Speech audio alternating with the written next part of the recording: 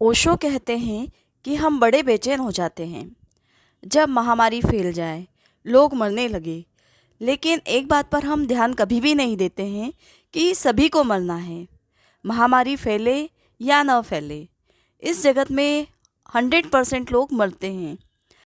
जितने बच्चे पैदा होते हैं उतने सभी मरते हैं। महामारी तो फैली ही हुई है। महामारी का और क्या अर्थ होता है? जहाँ बचने का कोई उपाय नहीं, जहाँ कोई औषधि काम नहीं आएगी। साधारण बीमारी को हम कहते हैं कि जहाँ औषधि काम आ जाए। महामारी को कहते हैं जहाँ कोई औषधि काम ना आए, जहाँ हमारे सब उपाय टूट जाए और मृत्यु अंततः जीते। महामारी तो फैली हुई है, सदा से फैली हुई है। इस पृथ्वी पर हम मरघट में ही हैं। यहाँ मरने के अतिरिक्त और कुछ होने वाला नहीं है। देर सवेर यह घटना घटेगी। आदमी ने कुछ ऐसी व्यवस्था की है कि मौत दिखाई नहीं पड़ती। जो सर्वाधिक महत्वपूर्ण है वहाँ दिखाई नहीं पड़ती, और जो व्यर्थ की बातें हैं वह खूब दिखाई पड़ती है। तुम एक कार या मकान को खरीदते हो तो कितना सोचते हो, रात भर सोते नहीं, कितनी खोजबीन करते हो। तुम सिनेमा घर जाते हो तो कितना सोचते हो, लेकिन तुम जीवन के संबंध में जरा भी सोचते नहीं। तुम ये भी नहीं देखते कि जीवन हाथ से बहा जा रहा है और मौत रोज पास आए चली जा रही है। मौत द्वार पर खड़ी है, कब चली आएगी, कहाँ ले जा सकती है। हमने जिस तरह से झुठलाया है मौत को, उसका हिसाब नहीं। नमस्कार मित्रों, मैं हूँ कविता और मेरे चैनल पर आपका स्वागत है। मैंने यह आर्टिकल पढ़ा और मुझे लगा कि अपनी यूट्यूब फैमिली में इस आर्टिकल को ज़रूर साझा करना चाहिए। तो आइए जान लेते हैं क्या है यह आर्टिकल। 70 के दशक में हैजा महामारी के रूप में पूरे विश्व में फैला, तब अमेरिका में किसी ने ओशो रजनीश से प्रश्न किया, इस महामारी से कैसे बचे। ओशो ने विस्तार से समझाया, जो वर्तमान में कोरोना के संबंध में भी बिल्कुल प्रासंगिक है। ओशो ने उत्तर दिया, यह प्रश्न ही आप गलत पूछ रहे हैं। प्रश्न ऐसा होना चाहिए था, महामारी के कारण मेरे मन में मरने का जो डर बैठ गया है उसके संबंध में कुछ कहिए। इस डर से कैसे बचा जाए, क्योंकि वायरस से बचना तो बहुत ही आसान है, लेकिन जो डर आपके और दुनिया के अधिक लोगों के भीतर बैठ गया है उससे बचना बहुत ही मुश्किल है। अब इस महामारी से कम लोग इस डर से ज़्यादा मरेंगे। डर से ज़्यादा खतरनाक इस दुनिया में कोई भी वायरस नहीं है। इस डर को समझिए, अन्यथा मौत से पहले ही आप एक जिंदा लाश बन जाएंगे। यह जो भयावह माहौल आप अभी देख रहे हैं, इसका वायरस आदि से कोई लेना देना नहीं है। यह एक सामूहिक पागलपन है जो एक अंतराल के बाद हमेशा घटता रहता है। कारण बदलते रहते हैं, कभी सरकारों की प्रतिस्पर्धा, कभी कच्चे तेल की कीमतें, कभी दो देशों की लड़ाई, तो कभी जैविक हथियारों की टेस्टिंग। इस तरह का सामूहिक पागलपन समय समय पर प्रकट होता रहता है। व्यक्तिगत पागलपन की तरह कौमगत, राज्यगत, देशगत और वैश्विक भी होता है। इसमें से बहुत से लोग या तो हमेशा के लिए विक्षिप्त हो जाते हैं या फिर मर जाते हैं।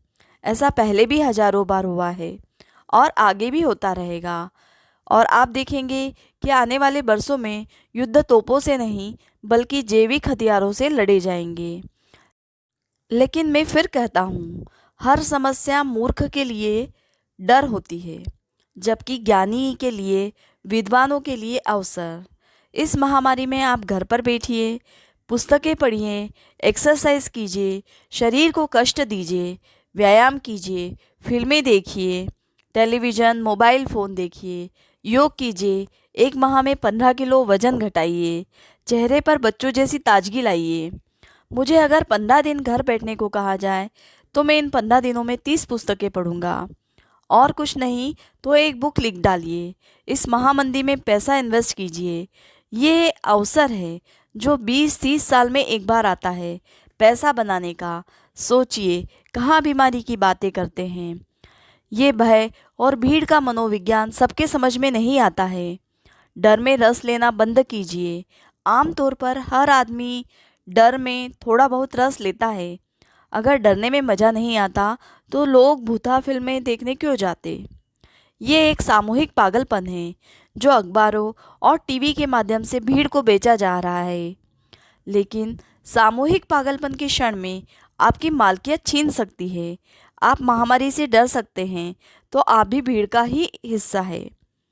ओशो कहते हैं, टीवी पर खबरें सुनना या अखबार पढ़ना बंद करें। कोई भी ऐसा वीडियो या न्यूज़ मत देखिए जिससे आपके भीतर डर पैदा हो। महामारी के बारे में बातें करना बंद कीजिए। डर भी एक तरह का आत्मसम्मोहन ही है। एक ही तरह के विचार को बार बार सोचने से शरीर के भीतर रासायनिक बदलाव होने लगता है और यह रासायनिक बदलाव कभी कभी इतना जहरीला हो सकता है कि आपकी जान भी ले ले। महामारियों के अलावा भी बहुत कुछ है जिस पर ध्यान दिया जा सकता है। ध्यान साधना से साधक के चारों ओर एक प्रोटेक्टिव प्रभामंडल या दिव्य ज्योति आवरण बन जाता है जो बाहर की नकारात्मक ऊर्जा को उसके भीतर प्रवेश नहीं करने देता। अभी पूरी दुनिया की ऊर्जा नकारात्मक हो चुकी है। ऐसे में आप कभी भी इस ब्लैक होल में गिर सकते हैं, लेकिन ध्यान की नाव में बैठकर ही आप इस झंझावात से बच सकते हैं। प्रशासनिक आदेशों तथा सरकार के निर्देशों का अक्षरशः पालन करें। शास्त्रों का अध्ययन कीजिए, साधना कीजिए, विद्वानों के विचारों पर गौर कीजिए, स्वच्छता का विशेष ध्यान रखिए, स्वच्छ जल पिए। सबसे ज़रूरी बात, संयम और धैर्य रखिए। जल्दी ही सब कुछ बदल जाएगा, फिर से सब कुछ ठीक होगा। जब तक मौत आ ही ना जाए तब तक उससे डरने की कोई ज़रूरत नहीं है, और जो अपरिहार्य है उससे डरने का कोई अर्थ भी नहीं है। डर एक प्रकार की मूढ़ता है। अगर किसी महामारी से अभी नहीं मरे तो भी एक न एक दिन मरना ही होगा, और वो एक दिन कोई भी दिन हो सकता है। इसलिए विद्वानों की तरह जिए, भीड़ की तरह नहीं।